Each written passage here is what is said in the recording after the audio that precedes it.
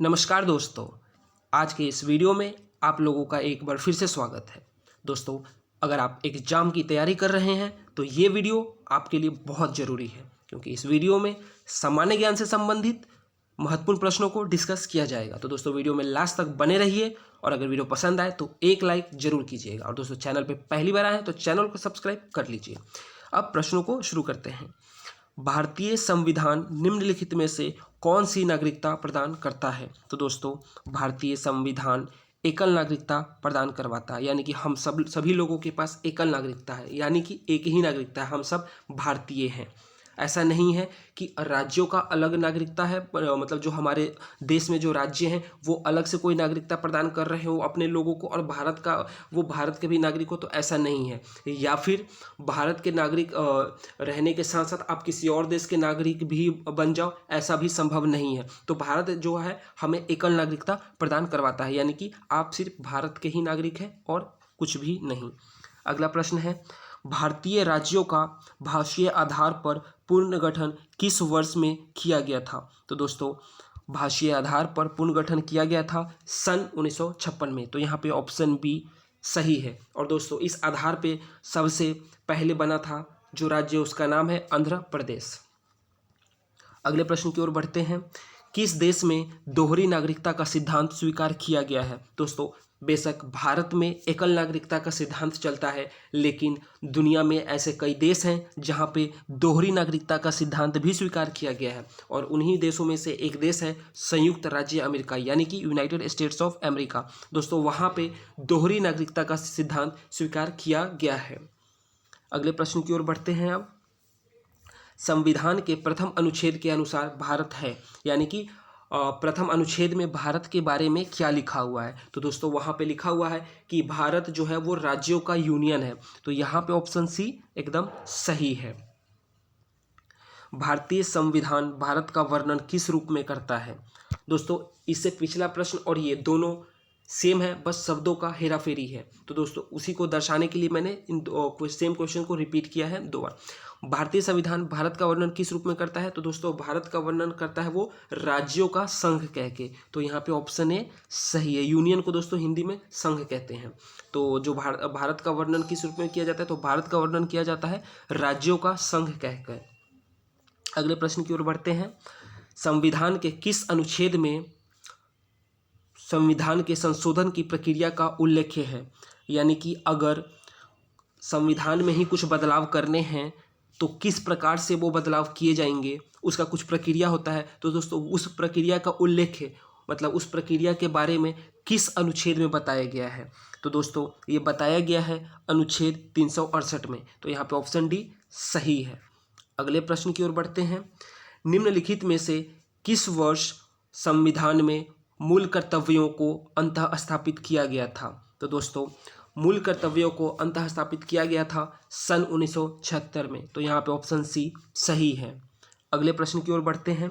संसद को भंग करने के लिए कौन सक्षम है? यानी कि दोस्तों, इनमें से किनके पास वो पावर है कि वो संसद को भंग कर सके? तो दोस्तों, ये पावर होता है हमारे राष्ट्रपति के पास। तो यहाँ पे ऑप्शन बी सही है। लेकिन दोस्तों, राष्ट्रपति जब चाहे जैसे चाहे संसद को भंग कर दे, ऐसा नहीं होता है। कुछ ऐसे सिचुएशंस होते हैं, उस सिचुएशन में राष्ट्रपति जो है वो संसद को भंग कर पाते हैं या वो करते हैं। किसी भी वक्त, चाहे आज, चाहे कल, चाहे परसों, चाहे कि वो भंग कर दे, तो ऐसा वो भी नहीं कर पाएंगे। अगले प्रश्न की ओर बढ़ते हैं। निम्नलिखित में से कौन संसद का अनन्य भाग नहीं है? तो दोस्तों, संसद के अनन्य भाग नहीं है, यहाँ पे सही उत्तर है ऑप्शन ए। अब संसद के तीन अलग अलग हिस्से होते हैं।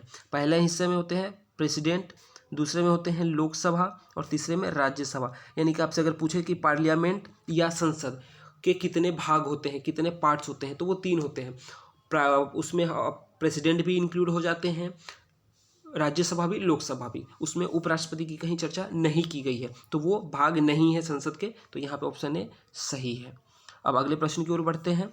संसद के दोनों सदनों का सत्रावसान कौन करता है? तो दोस्तों, दोनों सदनों का सत्रावसान भारत के राष्ट्रपति करते हैं। तो यहाँ पे ऑप्शन सी सही है।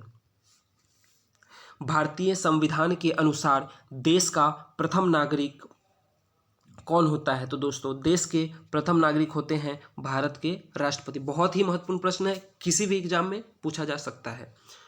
अब चलिए दोस्तों अगले प्रश्न की ओर बढ़ते हैं।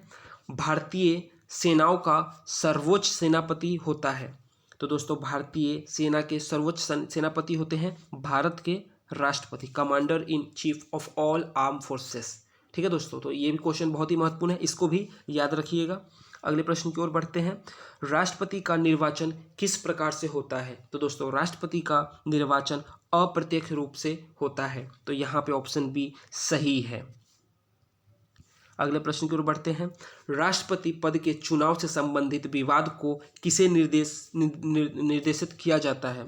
तो दोस्तों अगर राष्ट्रपति के चुनाव में कुछ वहाँ पे अगर कुछ हेराफेरी होता है, कुछ विवाद वहाँ पे पैदा होता है, तो इसकी सुनवाई उच्चतम न्यायालय में किया जाएगा। तो यहाँ पे ऑप्शन डी सही है। उच्चतम न्यायालय का मतलब सुप्रीम कोर्ट में, यानी कि किसी भी तरीके का कुछ हेराफेरी होता है तो इस मैटर को सुप्रीम कोर्ट सुलझाएगा।